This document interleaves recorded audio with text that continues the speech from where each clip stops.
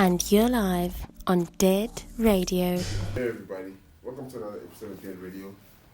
The main man by me is dead. Today I got a special guest. You know I only deal with special guests. No. I'm just laughing, man. I think it's funny, special guests. Yeah, of course, I only deal with special guests, bro. Is a very close friend of mine, you know what I mean? Did basically my brother. We haven't been close, which yeah, is like, you know what it is, man. Which is really breaking my heart, by the way. I just didn't say.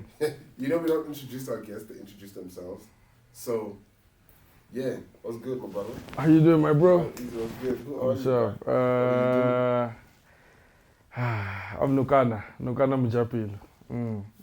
What do I do? Yeah, I've done so many things, bro. But currently, what I'm doing is designing for brands, styling. Just might do some.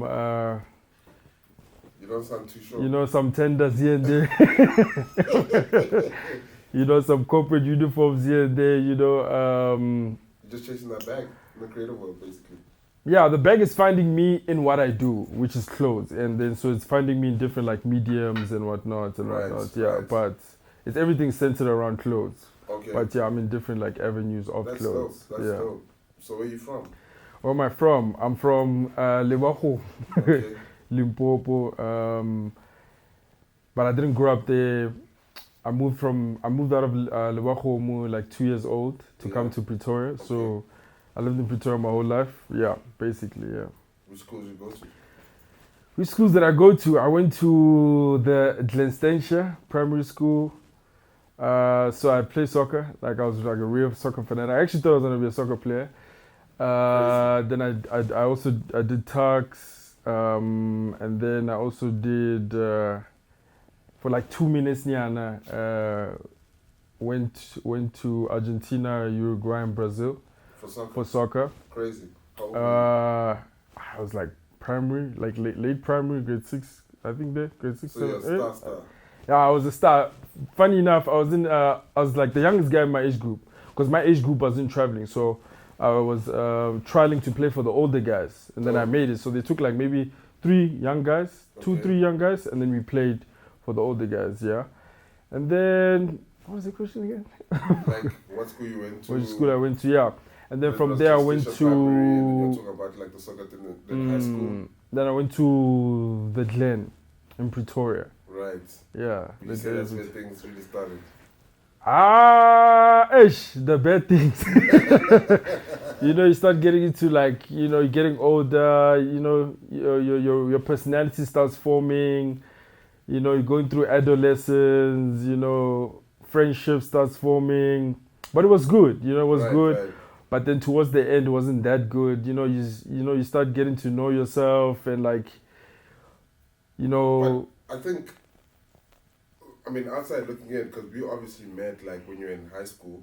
I think obviously towards the end it got a bit too much because a lot of the guys that you were friends with, and you guys were really moving. But now out of high school, and you're still there. Yeah. And now you've basically outgrown people around you at school. But sorry to disturb you, that thing has always been a thing for me. It actually started with the soccer because I was so good that I never actually played for my age group. Right. I only played for my age group when my coach would pull me from the older guys to come rescue me. And then like you'll throw me back to the older guys first time.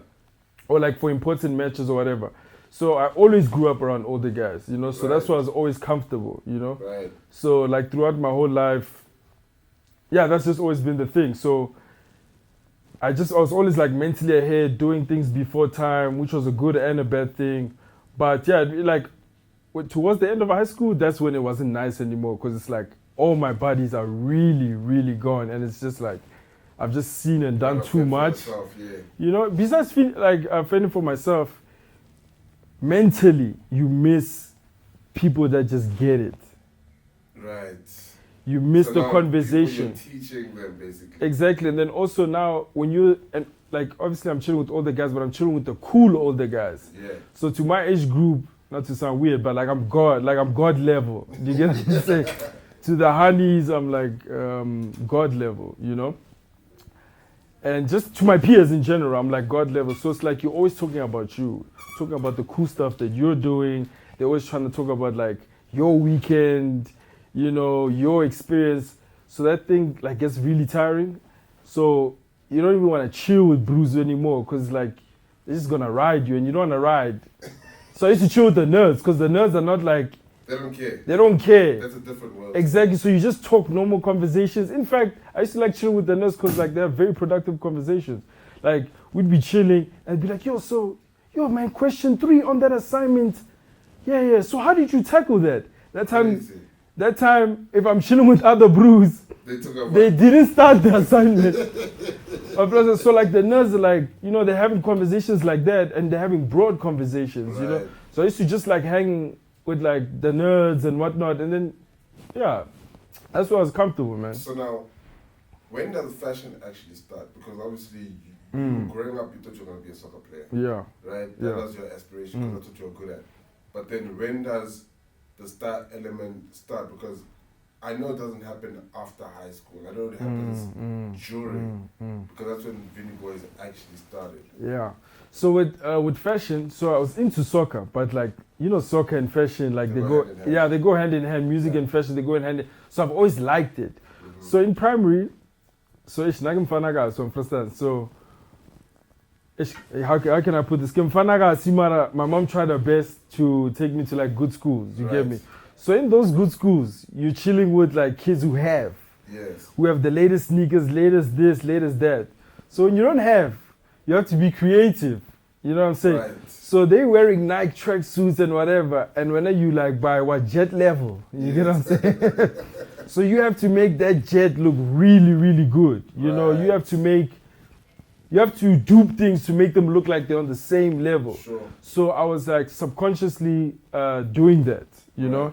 So that's where I realized that I can actually do it. But it was out of survival in a way, you know? Sounds weird, but it was out of survival. So I always had it. So it became a natural thing to just always try dress up and just always, you know, just to gel with the kids who have like and one sneakers and you don't have, you know. So but you get another sneaker, but then one for a star, and it's like niggas are wearing. You can't get this, even though niggas are wearing Lakers basketball jerseys. You have to come with what's it, Boogaloo, whatever. One for a star, just to, you know, make it. So it started from there, and then. So I always had it, and then obviously being from the hood, like dog styling, you gotta have it, like you know what I'm saying. And then also chilling with like my older friends, my older guys, you know, they dressing mature, so I end up dressing just as mature as them. And then to my age group, it's like, yo, this guy is like, what are you doing? And then also you just get inspiration from them, and then but like from primary it was like just a normal thing, and then when I got into high school. When like the love of soccer started fading out a bit, you know, because like I feel like when you do something every day, I don't know, but like it just feels like at some point you get tired of it, you know. So that's what happened with me with soccer. Like it's not a situation where I was into drugs or like drinking too much. Like I just did it for so long. Like when I think about the process, every morning I gym, I this, I that. So it just ended up leaving, and then the fashion part started to take over, you know. And that's when, obviously, I meet you, I meet Didi, BK is my cousin, I'm in school with Didi, I know Don and Bob and them from like primary school, but then we end up just having to be like into the same thing. Right. And then from there we start a blog, Tumblr times, and then like, it just happened naturally. We just became those guys who, we just influenced each other in the things we liked. And then the things we liked, we ended up being like, oh, let's get a camera. We just so happened to take dope pictures, and then. But that shit was so weird. I keep telling people that the story is so hard to explain it. Yeah. Because it looks like we orchestrated it, but we only orchestrated it like at a later stage. Or I did. But how it happened was just like. No, when we started, it happened naturally, and then because it happened naturally, and then it's working out. We individually start doing our own researches on similar groups or similar people who are doing the same thing, and then you're actually trying to make it a thing, you know. And then it It just starts to happen like that. I mean, it's like, this is how I explain to people about Vinnie Boys. It was like, it wasn't actually a group, it was more so of a brotherhood. And I think the one thing I liked about it is how we couldn't really flex on each other when it comes to clothes. For sure. One, because of how we always used to stay at like one, or let's say if we went to Big H's house, the Big H's house, we went to Don's house, and then we had to play around basically one wardrobe. For sure, yeah. We were there for days. Yeah, no care. No care. And that's funny that you're saying that there was a skill I used to do. I used to wear 2 outfits. What do you mean? I'd wear 2 outfits, like maybe you wear something under. For real? Yeah, maybe like only a top though. Okay. But then when you, on your second day, you mix and match it, like... Yeah. You feel That's me? actually why I think that's where my style got refined, because now you have your wardrobe. I mean, no, you have the clothes we were wearing yesterday, and you have your friend's wardrobe. And by the way, guys, items don't really fit you like that. And by the way, guys, the reason I'm saying I used to wear clothes under is because we used to groove, we used to party a lot, so we'd never be home. So we'd never be home.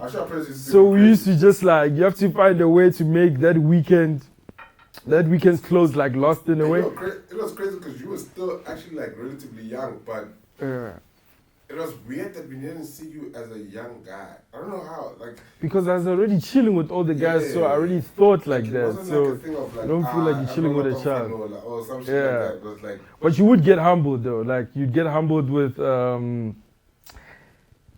like going to, what is it at the time? Body Latinova, Body Icon, like, because now it's like, oh, now you really, now you really in Tuana.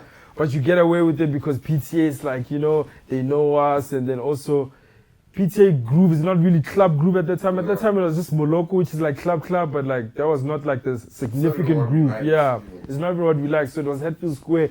So it's a security guard, that. So some days they say no, but luckily they had like 4 gates. they said, and then they say no to all those gates. Whereas then you go to the car, you find a way to make yourself look older. Whereas then you just casually just like find your way inside. But once you get in, you can't leave. Well, for me at least. So you can't leave. And we used to save. That's what we used to do. I know there was someone else that we used to save because all of us would get in, and then we know that there's the one guy that we need to be very sure that we find a way. You feel exactly. Okay, so now fine, you get into fashion. Vinnie Boys is happening, and then I would assume you really pursue the fashion aspect of things after school, like in terms of like after. How even inside? But you guys you and Didi used to come to Joburg a lot, and that's where we honestly got introduced to Water, the brand. No, remember there was a weekend we once went, because we had kind of outgrew Pretoria. Yeah. But we liked the fun and the type of people. Because remember, Joburg Groove was like house party. Everybody's like, and always like a coin thing, and always like rich kids and just like ego, you know. But the babies were nice, you know what I'm saying. But like, we wanted to dance, you know what I'm saying. We wanted to have fun, so you're not gonna do that here. Like everyone here is just like uptight. Dancing. You know what I'm saying? It's like us boys, then we don't even need the honeys. You just need branamas. Out. You know, so we used to like dabble, and then one day we just decided, because how do I put this? Like we hit our fashion peak in Pretoria. Yeah. So we knew about this place called Neighbourgoods. You know? Yeah. We knew about it, but we never went. But then we just decided to just go. I think it was like 2011, 2012. So we just said we're going. Whereas then we went there. The fashion was, it was not the Neighbourgoods that it is right now. It's like that time, everyone was an individual. Yeah. Like you come out there having learned like 100 styles. You learn how to, you find a new way to put a scarf. Sure. You know, like. A new way to wear pants. A new way to wear pants. Folding shit. You know what I'm saying? It's like. Here, like everyone's doing like retro. Bro, like you find a way to, you know, so. Neighbourgoods was like Neighbourgoods for real. Like, you know what I'm saying? I remember we went there, we went upstairs. I remember it was when Scoop was like heavy entertainment days. You know, Scoop was like, that sound weird, but like Scoop was like popping by that time. You know? Yeah. And I remember he was coming with the Supreme, seeing a Supreme cap for the first time. you know, Dr. Matos were rare at that time, bro. Yeah, like, very they were rare. really rare. Like, Very rare. you know, see some of the Dr. Matos with the chinos, with the Supreme hat. And then you have Chalk there, you get what I'm saying, which is called Stilo Magolite, by the way. But like Chalk there. Then you remember like the university girls who were studying at Lights Off, how they put that shit. But the style there was so crazy. I don't know if you remember, we went back to the car. No, I do. And we sat in the car, we We like actually this, wanted to leave. we wanted to It was too leave. We're like, this is too much. Like, but then it just made us like, okay, nah, this is too much, and like, let's find our own way. I think that's when we maybe started taking the blog serious. Yeah. It was called fuckvinnie.com. Yeah. Fuckvinnie.com. The U was written with the Yeah. V. Bro, we had yo, I think we even ran it at some point. We had so much like, what is it called? Was it called subscribers or followers at the time? What is it? I think it was followers actually. Yeah. But because We're like a lot when we were growing, bro. Alan Yeah, Alan actually Coleman. met him there. Yeah, Alan Coleman was like the main. So, like in Neighbourgoods, there's a culture of photographers. Yeah, street photographers, and there's always that one guy who's like the GOAT amongst all of them at that time. And that was Alan Coleman at the time. He wanted a picture. Like, it's like, for example, a couple of years later, I think it became like Cedric. Yeah. And then even Austin comes from that school. You know what I'm saying? I'm sure they can break it down for you. You know? Was a school for a lot of people to not necessarily break in, but to kind of refine their style as photographers. And they were able to get bigger from that. But before even Instagram was really. Yeah, no, Instagram just. You guys came to Joburg, so I want to understand, like, because there's a time, if you really think about it, there's a time when fashion really became the daily bread for you. For So sure. I'm trying to understand when that happens, because in my head it happens the more you and Didi used to come to Joburg, link up with Chalk will give you guys water, you guys come to Pretoria and the square dressed in water, take pictures, because that was obviously something completely different. The style of water was completely different from what anyone was doing at that period of time. Anything, especially the sweats with the zips in the front, like that shit was completely I'm actually glad you keep pausing us, because if you don't, we're gonna just keep going. Yeah. You know? So how it started is like, in that Tumblr era, in South Africa, there were like maybe 5 Tumblrs that were like too much. It was like Chalk's one, Scoop had one, and then there was maybe like other guys who were photographers. So you know, there were like maybe 5, 6 significant ones. So you'd always go there and look at those things every day, you know, and then like somehow by the universe you end up meeting those guys. You know, you end up meeting our Scoop, our Chalk, Boys and Bucks, whatever, I don't know. But Chalk was the first guy we met. We met him as customers first. We met him as customers, and you know, if you know Didi, you know how contagious like his personality is. So from customers, like, yo, these kids are too much, like, you know. So Chalk like fell in love with Didi as a friend, like for real, like a brother. So it just ended up, and I was like Didi's like younger brother. That's the guy I went to school with, and I'm always hanging with Didi.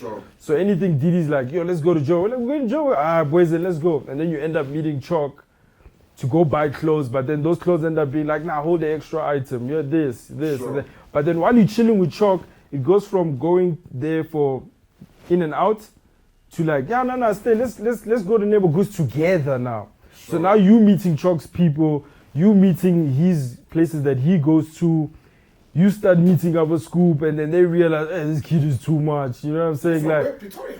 Yeah, from Pretoria, like, yo, Pretoria coming like this. You know what I'm saying? Like, and then those guys you just end up mingling together and getting comfortable around each other. Sure. And then you also start like, your mind opens in a way. You know, you start being like, oh, then you start seeing how they make money, they host parties here, but they find a way to curate it with fashion, and then everybody in the group does something different, and they put that together, and then in that, you find your own inspiration, and then you go back and maybe you influence your friends, like a Bang who's not really going to Joburg like that, but then Bang starts whatever he starts, and then we all start whatever we start, and then you just like end up influencing each other like that. Yeah. That's actually literally what happened. Yeah, like it just happens like that. Yeah. Okay, so fine, that happens.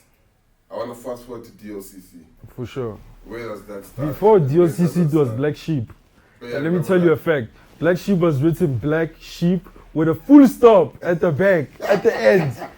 And then I left Black Sheep, Bangy knew, I think it was BBM days. And then at some point, Bangy starts dead with a full stop at dead.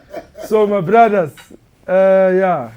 just it's the history level. I don't know what you're gonna do with that information, but exactly. I'm not even gonna comment. Fuck that. Exactly. So it was Black Sheep at first, but Black Sheep, what is it? Black Sheep was just inspired by like Tumblr, just taking pictures of Tumblr, and then by that time you start playing with like fonts and you just putting it on shirts. And then also around about that time, you start learning where to buy T-shirts. But it's not the quality T-shirts, but like at that time, it's fine. I don't think we started with T-shirts. No, but I'm just saying, No, we didn't start with T-shirts, definitely. I know a lot of people now are starting with T-shirts. No. We went straight into the garments. Complex. Yeah, we started like straight into the garments. Shit. Yeah, because also remember we had water items, and water items at that time was very exclusive. Yeah. And it was very exclusive, and at that time, at that level, it's like, how is this guy making a garment like at this level? So we weren't inspired by a T-shirt first. We were inspired by like an actual garment first. But I was just like trying to say that, how do I put this? Like at that time, where I was getting to is that's when you start being experimental. Like you start going get a shirt, and then you just those little graphics you thought of, you just got shaya print whatever. But yeah. Went straight into garments, and then we met some guy, my cousin. Yes, you didn't meet your cousin. Well, it's my cousin, but like I made them meet. Yes. Lala. That changed everything. You know what I'm saying? So our weekends went from partying and like, going out and to going to Soweto to relax there for a weekend and just make clothes. We sit like this, and there's a guy who sews, and we just look at him sew the whole day. Do you get what I'm saying? Yep. You send us to go get fabrics, we'd get the shit fabric because like we didn't understand fabric. We didn't understand like leathers. At that time it was leather. Yeah. Niggas were out here getting couch leather. Instead of like, The real one. Exactly. So now when you're wearing the garment, it's like, it's moving with you. So it starts like that. Like now you go from partying to spending every weekend in Soweto, And I'm in school, so every little coin I get during the week, it goes to fabric and taxi. Yeah. Oh, and by around about that time, my bros, I know in high school, they going to university. So now my bros now have places now, So I used to save up my money and go to Joburg, is where you guys used to school, so I can just be sane. I didn't tell you guys, but I used to go to Joburg just so I can feel sane, because you guys are not around anymore. Right. And I know once I'm there, it's like, yo. Like-minded now. Where's it? Like, I remember Didi had a place by Braam. Yeah, by B-card. B-card, and BK lived by B-card, but around about that time, BK ain't even feeling us no more. But we in it, we in it. So it starts like that, Soweto, certain things happen, we move away from Soweto, but like now we started exploring our own things, you know what I'm saying? Our own little seamstresses and whatnot. And then you just see Bangy start making a denim jacket. Hey, then you think, then he's coming with a denim jacket and he's now starting to brand, And then like you think, okay, I know. So this is the direction you're going. You get inspired also. You start making your own garments and whatever, like that. And so why DOCC? And then DOCC came. How did DOCC came? It was actually, I think it was probably high school. The name. The name, Because a lot of people don't know what the name means. So DOCC. It's so hard not to forget the name. Yeah, DOCC means dreams of causing commotion. So it was just a phrase I used to just tell myself, like, whatever I do, boys in, I'm gonna compare them. You know what I'm saying? Like, I know it sounds a bit childish, but like that's really how I felt at this time. And I just like DOCC, just sounded dope to me, Right.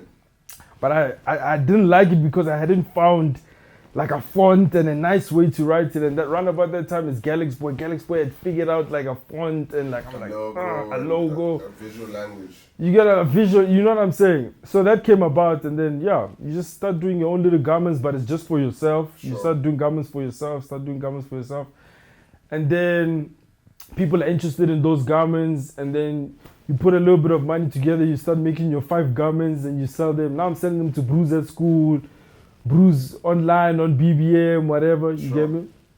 And then, I just grew and grew and grew. must has now getting to like when it's fine. Now everything is fine. Like, yes. you know, so starts growing. And then also in that process, because you've been trying for so long, you start to realize that, this quality that I started with It's not the one. is not the one. And then also you start to realize, Guti, actually try to do orders and like get them on time to the customer. Sure. So you make it a dead seamstress, then you make it a dead seamstress, then you make, so there's no quality control. Sure. So now your garments look different, Sure. you know? So then you start growing and you start realizing, okay, you start going deep into your research. Where do I find the best t-shirts? Where do I find the best fabric at a cheap price? Where do I find the best seamstress? You know what I'm saying? Uh-huh. And then you start making garments, and then, can I just say this? I know I'm talking a lot.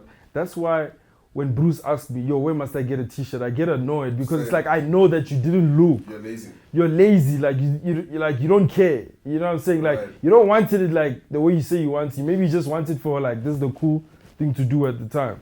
That's also how I see it, because honestly speaking, everything that I happened to make or we happened to make, right, was always based off either research or one lead leading to another thing. lead, yeah, for like sure. You go to buy fabric at this one place, then you meet a guy there. And then he comes in, you know I do sublimation, right? You know I do sublimation. understand? And then Like, it's like, that's now you know literally sublimation. how- You get what I'm saying? And so every time someone asks me a question, like these people that even ask me like where to get socks, and I'm just like, bro, like for me to find a sock supplier, You just have to Google or I something, Googled, yeah. I found my For supplier sure. on Google. For sure. Like You see? literally. Yeah. So every time someone asks me a question, people will say, you're hiding information, blah, blah. Nah. But it's really because like niggas is just lazy. Nah, bro. you're lazy, bro. Like they just wanna. But also the problem is that like when you put out the thing, we make it look easy.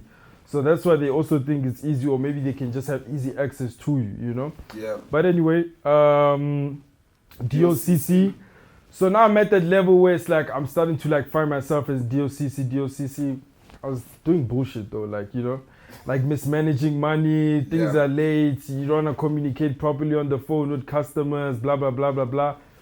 So Why do you think you were doing that? You just didn't really see it as a business, or you didn't see how the future of it? no, I always saw it as a business, but there was no structure. Okay.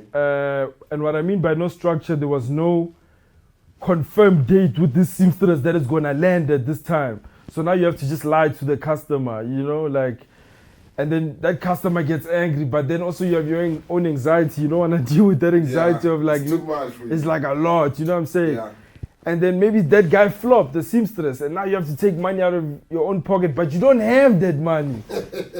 So now in those 3 days, you're looking for money to replace certain orders or whatever, which is not a good thing. And then I remember right about that time, like the orders started becoming less, but then I always liked music. Yeah. You get what I'm saying? I always liked music. And then I met a guy called Hakeem. So that Hakeem is like, he's much older than me, like much experience, like, and he's been trying a lot of things, like whether it's music or clothes, Hakeem whatever. Malema, by the way. Yes, Hakeem Guy's Malema. married to DJ DJ Doo-Wop. Doo-Wop. So he was like on, can I say on my dick? On my dick, like, yo, whatever you do, you gotta put it out like this. Like I always knew, but like it was just someone at the time, like right here on my dick about stuff like that. Like, Yeah. yo, like, boys, you can't just, you know, put it out like this. Fast forward. Create a duo. Yeah, create a duo, but I don't want to get into that right now. We can, but I just don't want to go off topic with the clothes. And then, round about that time, I go see my family.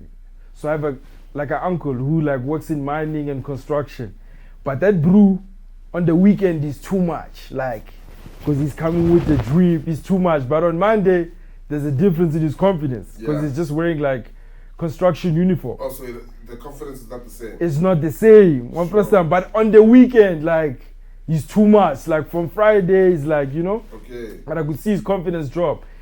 And then that was like, yo, I actually want to make like cool workman wear. Oh shit! So that's where that concept came from. Yeah, like cool workman wear. I wanted to make cool workman wear. Right. And then, round about that time, you also starting to learn more about designers and then I found myself in a designer called Heron Preston at that time because of that concept. Then Harry Preston, he was coming up. He was like heavy into like workman wear. Then that was like a validation for me. Like, oh shit, you actually can make workman wear. You feel me? Cool workman wear. So that's when I came with the concept Stuff Only. And Stuff Only was like inspired by making cool workman wear. Right. You know? But then at the time I didn't have much money also, you get what I'm saying? But I was like, how can I do this thing where it looks like quality and is dope and has an impact? And like, you know, when you're starting a brand, the easiest thing is to go for hoodies, sweatpants, t-shirt. Yeah. So I was like hoodie and sweatpants. It was like approaching winter. That's why I got the concept. I put like a reflector. Found a like very artistic way to put like the reflectors and whatnot. And then round about that time, I signed with Converse. Converse says monthly salary. I'm like, thank you. Understand? Inside. Oh, yeah. So like I'm like, oh, I can use this money to now start doing mass product and whatever. So I start doing mass product, but I haven't released it yet. Then Converse says to me, yo, we wanna see what you do in your day to day. Sure. You know, and at that time, DLCC and we were just cool kids. We didn't have a thing we did, but like they knew us for clothes. Maybe here and there you style something, but they still signed me at that time. So one day they just say, we want to do a campaign where you show us what you do in a day. I was like, Black Sim, I don't have things I'm actually doing like that. I was like, perfect time to actually put this thing out. Right. So I already had the mass product. Part of the rollout now. Yeah, so I already had the mass product and wada.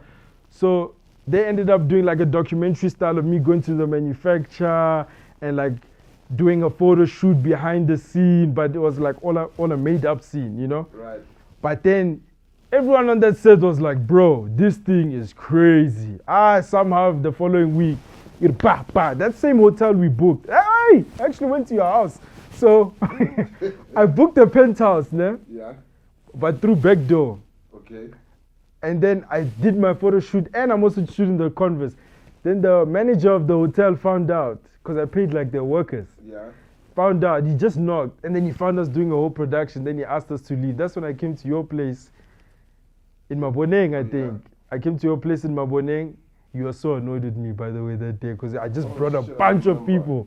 You get what I'm saying? Yeah, I remember those times. Like those you was. Those times I didn't like people. People at all. You still don't like people. But yeah. Better now, much better. Yeah. Much better. So now I have a whole production team. I can't like look weird. I was like, yo, bang, can I just wada. Boom, I shoot Stuff Only. That thing just pops, bro. Like, you know. There was a lot of in-betweens, but that one specifically, it just popped. And then yeah, bro, I just got a lot of orders, a lot of orders, which I couldn't even keep up, you know, to the point where now it goes back to a quality control thing. Now you're just taking out things, just buying sweatpants from here. It's like, it was just pop, you know. Yeah. But anyway, I made a lot of money. But then that opened like more doors, you know, to like start getting the campaign life thing, you know, start working with brands and blah, blah, blah. And then towards the end of Stuff Only, when I was like, I'm no more gonna like reproduce this thing, Nike hits me up and he's like, yo, wanna do a shoe collab with you? I was like, oh, for real? Boys, then they're like, here's the budget, here's the coins. Then they're like, also wanna give you an advert, you know? And then, yeah, then they gave me like a 10 shoe collab. It was me and some other woman. We were actually the first people in South Africa to ever do like a shoe collab with Nike in South Africa. They gave us like 10 shoes to do, and then those shoes ended up going on auction. And then yeah, just things were just booming from there. But you know, just started lending money, the money arrived, and then you say, oh yeah, you just, you know, you just blast through that money. Funny enough, now that we're sitting here, I was getting so much money at that time, at my level of getting money at that time. Yeah. There was one December, it was like too much. That December, I got a car. Wait, then the advert money comes out, the shoe money comes out, the Converse coins come out. What is it? I'm just staying at a hotel for a month without realizing that's how much fun I was having. Didi comes to me, he's like, Poison, you know, you've been here for a month. You know when Bruce come visit you, leave. Yeah. Just boxing through money. And then after that, things just started going wrong, you know? Wow. Or I'm not focusing on the brand anymore. You're making too much money. I'm making too much money. So I'm not focusing. Would you say, to a certain degree, when you're pushing something for yourself And I was by myself for Brand real, money bro. is not good money because it sidesteps you if you're not in the same, if you're not in the right place. Yeah, 100%. I even say to people, happiness can mislead you, bro. Right. Because when you're happy, you're impulsive. Okay. And then happiness with money and excess, it's like, it can be a distraction because now we're getting into the bag of discipline now. Right. Do you get what I'm saying? And Yeah. also, by the way, I'm running this thing alone. I ended up getting one guy called Theo to help me. Right. But then things become so fun that also that brew is with me energy-wise. You get what I'm saying? Now we're just having way too much fun now. And then now, that's when I learned the concept of like, if you disrespect your blessings, everything falls apart. Like, I feel like how do I put this? Getting what you want is easy. You just gotta manifest it, pray for it, and put in effort. Yeah. And then what determines whether it stays or goes is how you treat it. So the universe knew that I'm not treating it well. I asked for it, and then it took it away. So I just had problems after problems, problems after problems. Car crash, this. Things just going wrong. Misplacing money. And then also now, because you don't have a structure, you're getting brand money, you're getting this money, you're getting that money, and all going to one account. And you think it's the same money, but it's not. It's not the same money. Do you get what I'm saying? So things are just going wrong. Like, and then bah! I hit like a depression phase, you know? Sure. Now I don't want to do nothing at all. Like, So that's when the brand actually stops. yeah, the brand stops. And also my thing is like at that time, because I've seen so much and I've done so much, I just couldn't do it at the level I was also doing it at the time. Right. So, So- nothing was exciting anymore. Nothing was exciting. I wasn't impressed with the quality. I wasn't impressed with myself. I was also feeling depressed. You know what I'm saying? I was never seeing my friends anymore. Like the people that make me say, like, I don't see you every day, but it's Yeah. like that 2 minutes where I see you Yeah, because I think it got to a point where we were all really doing our own thing. You know what I'm saying? And I So mean, if like, you not even we were all really doing our thing, own so you things. fuck up alone. Sure. There, you know, You're in the dark alone. you're in the dark. You know what I'm saying? And also it's weird because you haven't been hanging with those brews. Also, Sure. it's like, and now you don't want to be that guy only coming Come back when in things the are dark. down.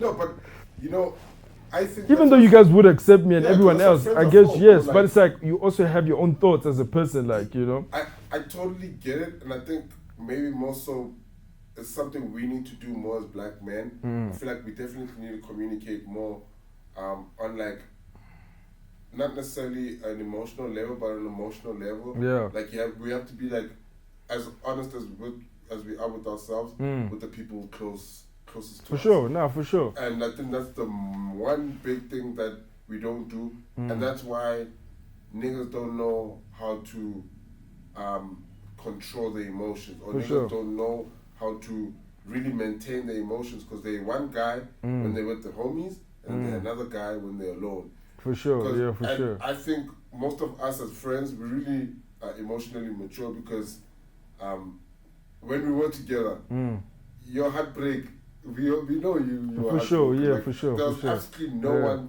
that would ever hide anything. For sure, yeah, Because exactly. You can't hide anything. So We're now you are together around every strangers, day. so you're not gonna be as honest around those strangers. Sure. You get what I'm saying? So But you how also, long? Okay, sorry to interrupt, you, but how Yeah. long do you? How long does it take for? Because obviously DLCC stops, you go through the depression phase, but then also you another get thing. into music. Another thing is that it got to the point where the money flow is not the same. Yeah, So now you're just taking things, like you're just taking coins for nothing. whatever comes. And then also you're not doing the right quality. It was just like, nah, you tripping, bro, you know? So now you start making music, Yeah. and it starts with Hakeem. But that music was happens being made before, in between. during, During What was DLCC. it called again?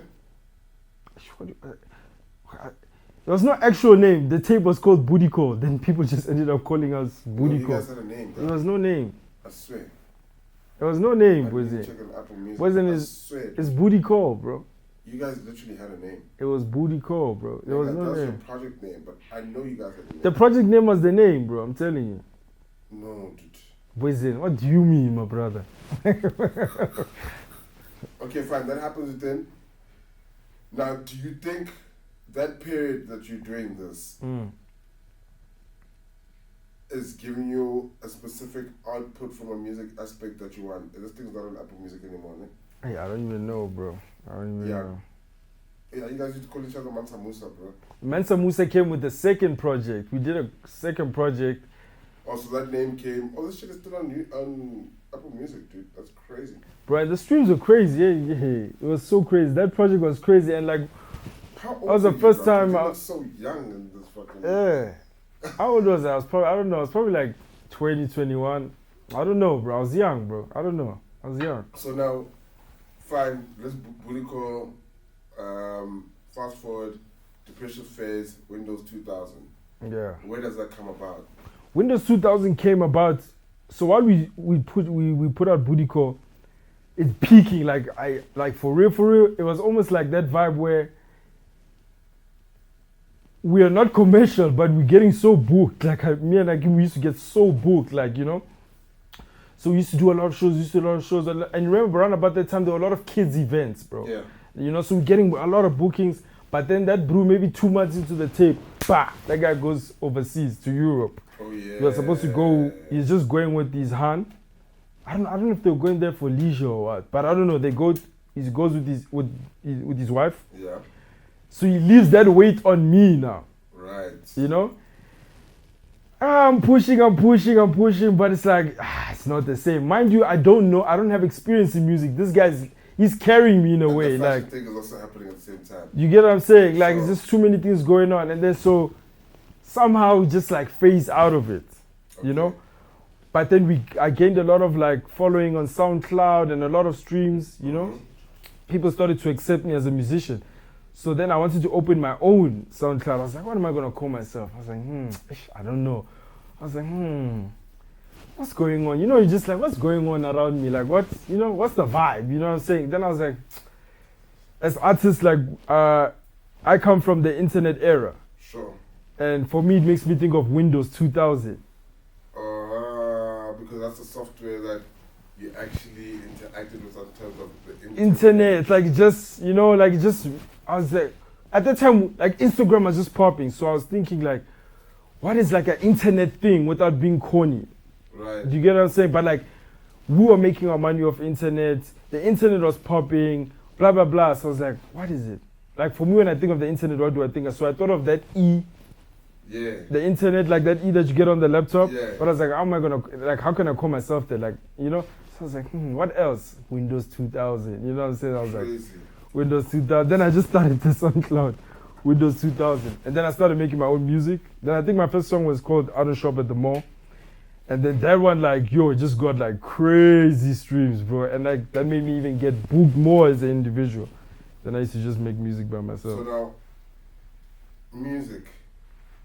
Were you seeing music as a tool to sell your clothes? Yeah. Or were you just seeing it as music? So I was using music as a tool to sell clothes, but I actually like music. Yeah. But no one would take me serious because I was just the fashion guy. And it's like, you know how we are as friends. Like, we just have each other like, yo, niggas, I want to be a rapper. You want to be a rapper? Like, niggas were just like, not that they're trying to break you, but it's just like, gents, rapper, come on, you know? So Hakeem was the first guy that took me serious. I remember I was with him in Braam. Funny enough, Booty Called, the collection was out. So I was bored at home. Then I just went on Instagram, made a poster first. I was like, Booty Call pop-up, Braamfontein. Then I just took a bunch of clothes in the plastic and went to Braam. Then I started selling there by Braam, and a lot of kids were coming. And Hakeem was there. And then Hakeem, I already knew Hakeem. Then I was just having a conversation. Then we started talking about music. I was like, yeah, I actually want to make music. He's like, for real? Like, you for real? He's like, you serious? He's like, yes. He's like, out. Let's go now. We got a car train on the spot, went to his house, and started making music. Like, he took me serious from the get-go. Literally, and he started making music. And then I ended up like, I stayed involved, but like I was always making music with him, and he stayed in Midrand. So I ended up even staying with him, like, because I couldn't always travel late. Yeah. And then like 3 months later, we had a project, bro. Like, just like he that. just took me seriously, and we had a project, and then boom, it just happened.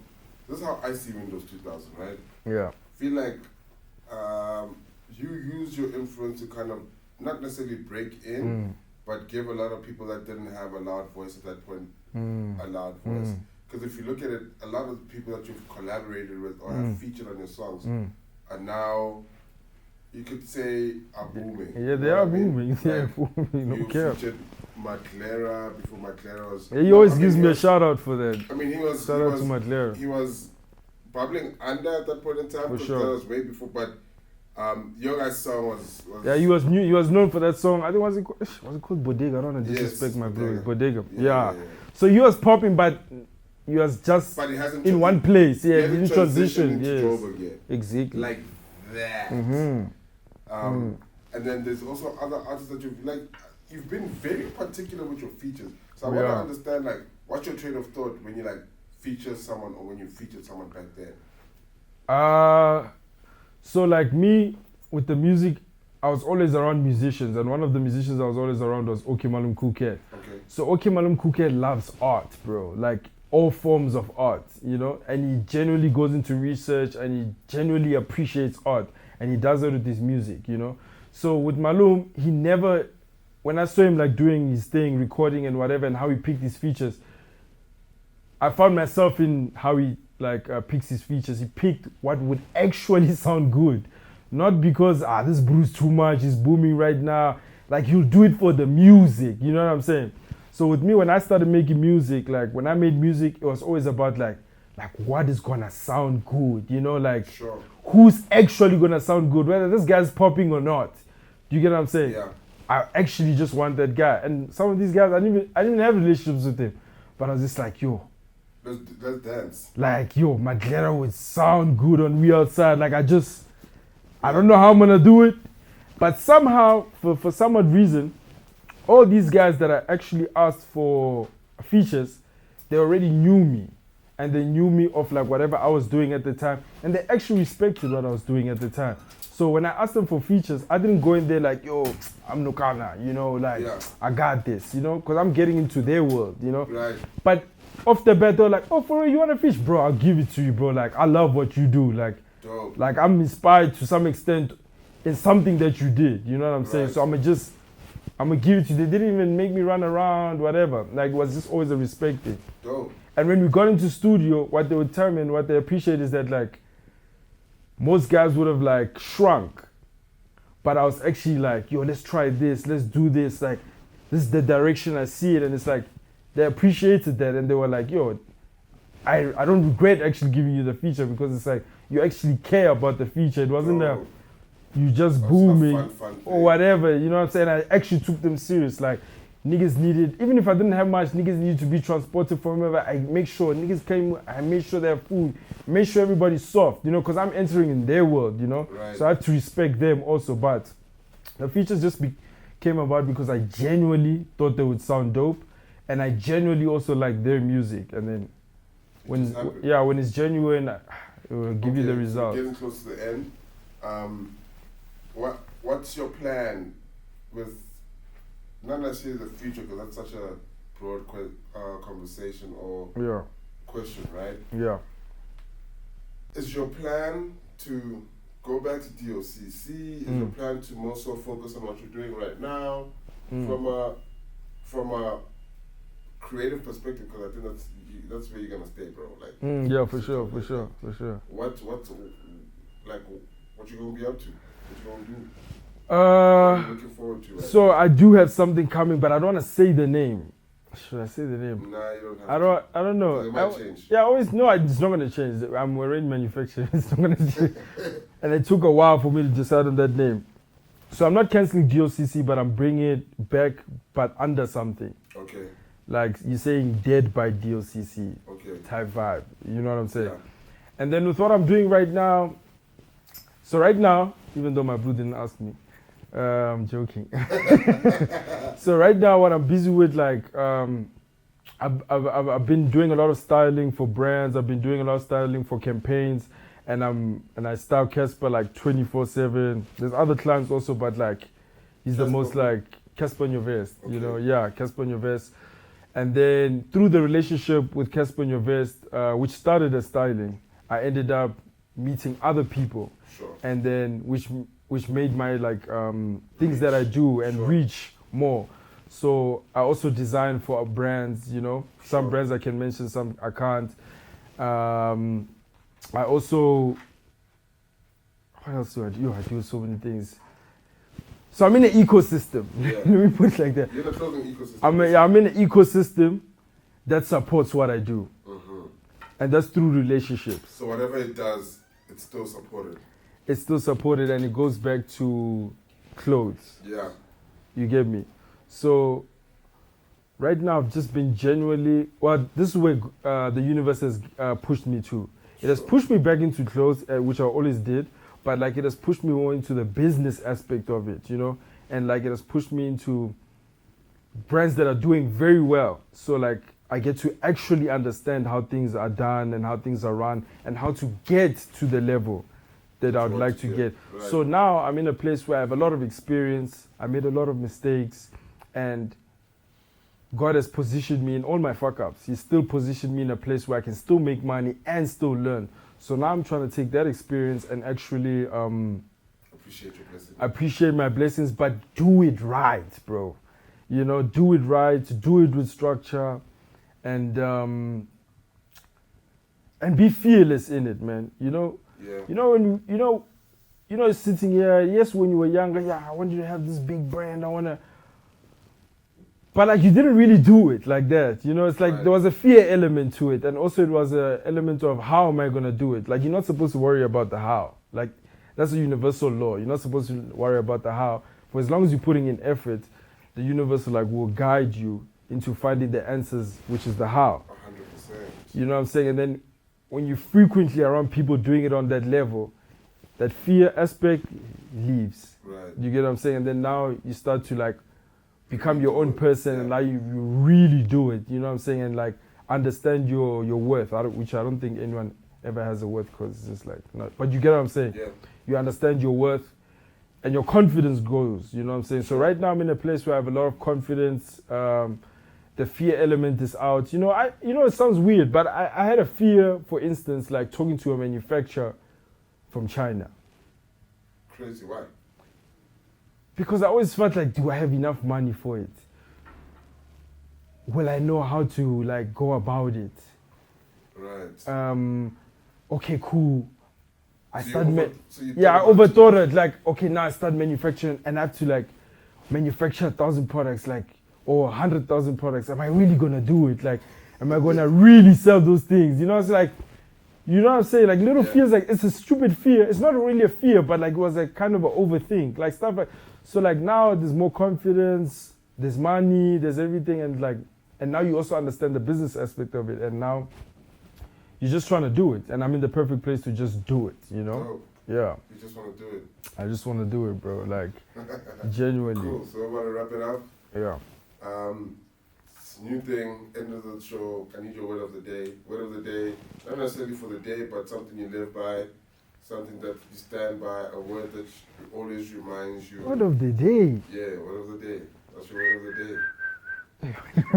day. Word of the day. Is, you know what my mind is doing? Is playing between saying something like laughable or like something something that makes sense. Word of the day. Whatever, dude. It's things, I have so many things on my mind. But word of the day,